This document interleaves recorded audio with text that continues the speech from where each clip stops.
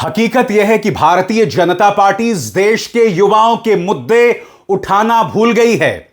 उसने एक ऐसी फौज तैयार कर दी है जो सिर्फ नफरत की भाषा में बात करती है, जो सिर्फ हिंसा के मायनों में बात करती है। आज आयसा की नेता नेहा बोहरा रांची में थी। वहां के छात्र जो प्रदर्शन कर रहे हैं, उनकी आवाज में आवाज मिला रही थी।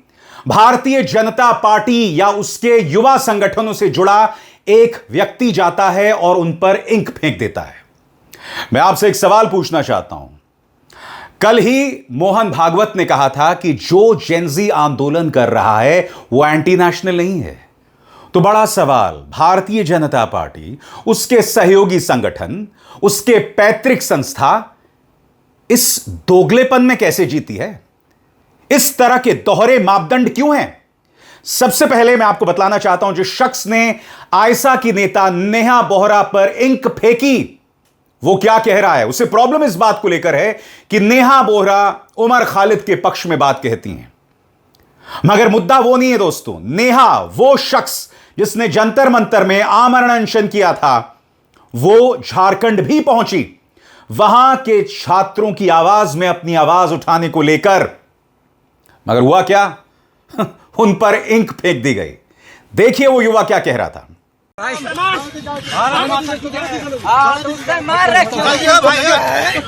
मेंटल होगा शायद।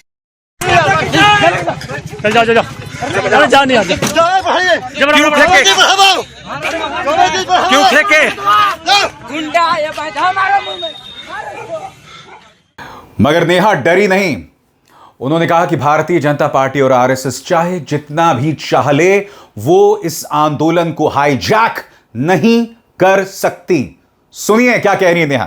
देखिए, वो जेनजी हम इसलिए कहते हैं क्योंकि एक यंग इस देश का यंग मास जो कि अभी आने वाले कुछ समय में वोट करने के लायक बनेगा या अभी पिछले कुछ सालों में वोट करने की एज में आया है, तो जेनजी का वो टर्मिनोलॉजी होता है। और उस लिहाज से बहुत सारे ऐसे स्टूडेंट्स जो जेनजी हैं वो इस वक्त बैठे हुए हैं जयपाल सिंह मुंडा स्टेडियम में।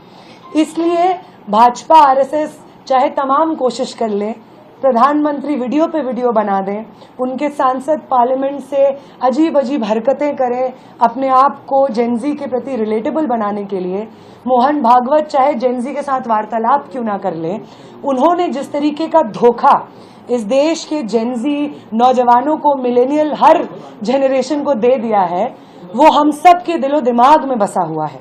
इसलिए स्टूडेंट मूवमेंट को हाईजैक करना उनके बस की नहीं है और ना उन्हें आता है कि स्टूडेंट मूवमेंट में ऑनेस्टली हिस्सा कैसे लिया जाता है। अगर उन्हें आता तो ये जो आज का मार्च हुआ, जो स्टूडेंट्स के तमाम मांगों के समर्थन में ही था, उसमें ये लोग हिंसा नहीं करते। इंतजार कीजिएगा दोस्तों कि कुछ देर बाद मैं आपको बताऊंगा कि किस तरह से प्रयागराज में भारतीय जनता पार्टी को राहुल गांधी के सामने घुटने टेकने पड़े और भाजपा इस कदर बौखला गई कि वो राहुल के दादा फिरोज गांधी को उनकी समाधि पर श्रद्धांजलि देने लगी। मजाक नहीं कर रहा हूं मैं। जिस फिरोज गांधी को भाजपा लगातार गाली देती रही, उन्हें मुसलमान बताकर गाली देती रही, अब वो लोग उनके दादाजी की समाधि पर श्रद्धा सुमन अर्पित कर रहे हैं। उसकी हम चर्चा करेंगे, मगर सबसे पहले नेहा, सुनिए नेहा क्या कह रही हैं। परीक्षा जो इस झारखंड में कराई जाएगी, जो इस देश में कराई जाएगी, उसे सरकारी रूप से, जवाबदेह रूप से संचालित होना होगा। जब भी कोई पेपर लीक होगा तो उसका ठीकरा किसी प्राइवेट एजेंसी पे नहीं फोड़ा जा सकता है। उसके लिए अगर कोई जिम्मेदार होगा तो वो सीधे सीधे वो सरकारी एजेंसी होगी जो वो इस एग्जाम को कराती है। तो हमारा तीसरी मांग ये है कि वो तमाम एजेंसियां जो शिक्षा व्यवस्था में बैठी हुई हैं और लगातार धांधलियां, करप्शन को अंजाम दे रही हैं, उन प्राइवेट एजेंसीज को हटाना होगा शिक्षा व्यवस्था से और परीक्षा करवाने की जिम्मेदारी साफ सीधे रूप से सरकारी संस्थाओं के ऊपर होनी चाहिए। इन तीन मांगों का हम इस मार्च से समर्थन करते हैं। वो तमाम छात्र जो झारखंड में संघर्षरत हैं उनको अपना समर्थन पेश करते हैं। आने वाली 10 तारीख को जो आम छात्रों ने कॉल दिया है, उस कॉल में वो हर कॉल जो आम छात्र इस मंच से देंगे, स्टेडियम जयपाल सिंह मुंडा स्टेडियम से देंगे, हम उन कॉल्स का समर्थन करेंगे। छात्रों के भविष्य के हित में, उनके शिक्षा के हित में हमेशा संघर्षरत रहेंगे, मोबिलाइज्ड रहेंगे। दोस्तों, आपको समझना पड़ेगा कि ये जो इंक फेंकी गई है कैसे वक्त फेंकी गई है, जब मोहन भागवत ने कहा कि जो जेनजी आंदोलन कर रहा है वो एंटी नेशनल नहीं है। तो मैं समझना चाहता हूं कि क्या संघ इस तरह से कई जुबानों में बात करती है? प्रधानमंत्री नरेंद्र मोदी जेनजी की रील्स बनाते रहते हैं जो बिलीव मी बुरी तरह से बैकफायर हो रहे हैं। सबसे बड़ी बात, रील बनाकर आप जेनजी में अपनी जगह नहीं बनाओगे। पहले जेनजी को समझो, इस देश के युवा को समझो। जेनजी को बांटना बंद करो झारखंड और जंतर मंतर में, हिंदू और मुसलमान में। प्रॉब्लम भाजपा के साथ यह है कि ये लोग लोगों के मुद्दे उठाना, लोगों को समझना भूल गए हैं। इन्हें बस एक तरीका पता है, लोगों को ब्रेन वॉश करो, लोगों में डर, खौफ, इनसिक्योरिटी पैदा करो, असुरक्षा पैदा करो, तभी वो लोगों के मन में अपनी जगह बना सकते हैं। मगर मैं चाहता हूं कि क्या कहा मोहन भागवत ने कि जेनजी एंटी नेशनल नहीं है। सुना जाए। इसमें आप जब आपने बोला कि प्रोटेस्ट पर्टिकुलर डायरेक्शन में करना चाहिए, पर्टिकुलर मैनर में करना चाहिए। अभी सर कई बार ऐसा भी लगता है कि प्रोटेस्ट पे हम निकल आए तो लोग हमें एंटी नेशनल बुला देंगे, हाँ, लोग हमें बोलेंगे saying that this people are agents of some country and so and सो।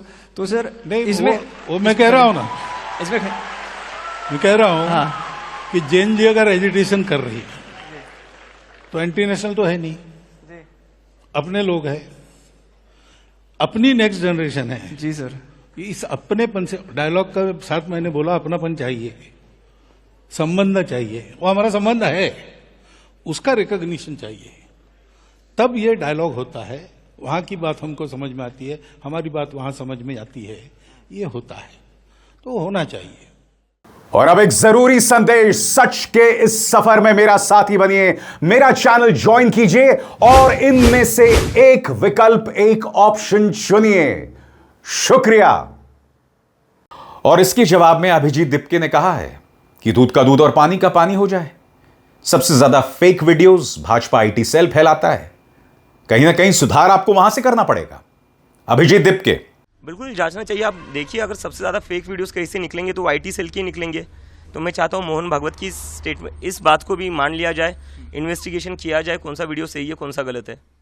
इस बीच बड़ी खबर यह आ रही है दोस्तों, प्रयागराज में राहुल गांधी की जो छात्रों की गूंज समारोह होना है, पहले याद कीजिएगा उसकी अनुमति को रद्द कर दिया गया, उसके बाद अनुमति माननी पड़ी और भाजपा बुरी तरह से बौखलाया हुआ है। उन्होंने क्या किया कुछ देर बाद, मगर प्रियंका गांधी वाड्रा आज उन्होंने संसद में कहा कि भाजपा बुरी तरह से राहुल गांधी से डरी हुई है। सुना जाए। वो तो आप उनसे पूछेंगे ना, मुझे क्या मालूम क्यों रद्द क्यों। ऑब्वियसली वो डर रहे हैं, वो नहीं करवाना चाह रहे हैं। प्रोग्राम हमेशा करते हैं और ये यूपी में तो ये हमेशा होता है।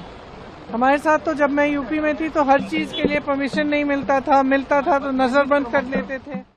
और बात वहां तक सीमित नहीं है। पत्रकार लगातार पवन खेरा से सवाल पूछ रहे थे कि राहुल गांधी झारखंड क्यों नहीं जा रहे।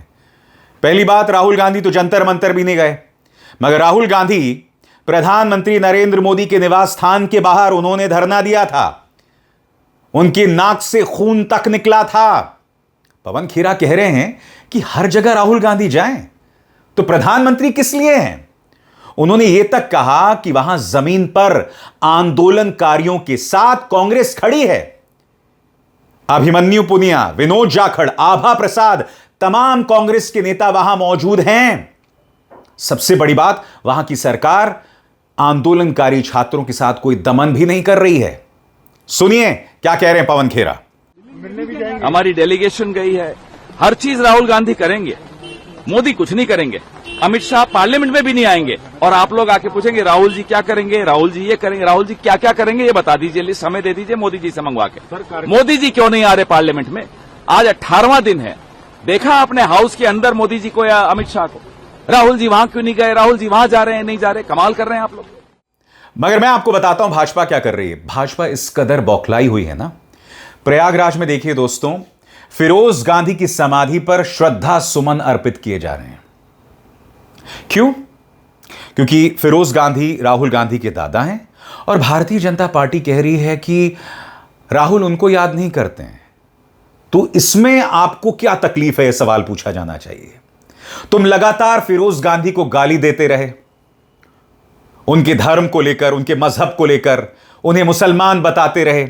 आज देखिए किस तरह से मोहब्बत उमड़ी है, देखा जाए। खड़ी उड़ी कटे, इसका मेंटेनेंस ठीक से हो, मेंटेनेंस के बाद ये भी इसका ध्यान दिया जाए कि जितने हैं, जैसे फिरोज गांधी जी का है, उसके ऊपर भी जो, क्योंकि हम लोग की जो सरकार है वो मोदी जी के और मुख्यमंत्री जी के आदेश पे चली।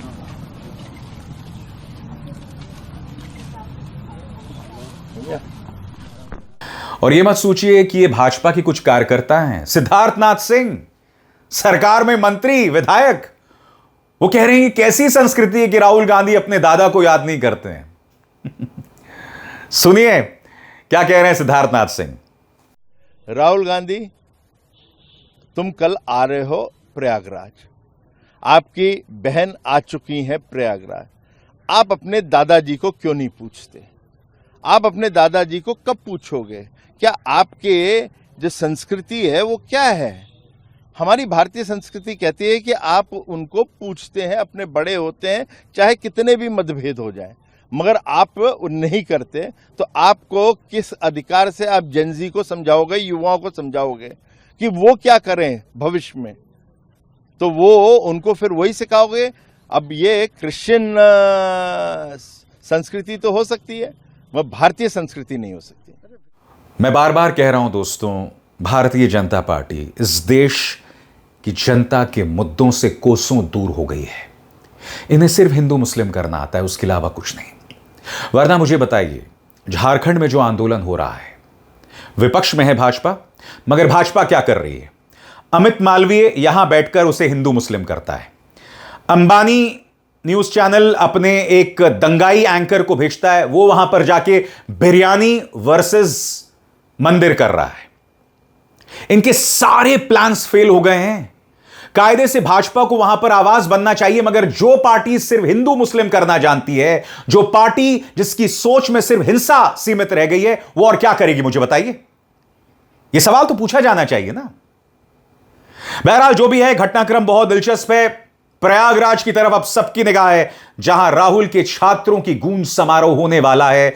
राहुल हर गुजरते लम्हे के साथ देश के युवाओं में अपना स्थान बना रहे हैं और भाजपा को समझ नहीं आ रहा, क्योंकि भाजपा सिर्फ हिंदू मुस्लिम करना जानती है। अभिसार शर्मा को दीजिए इजाजत। नमस्कार।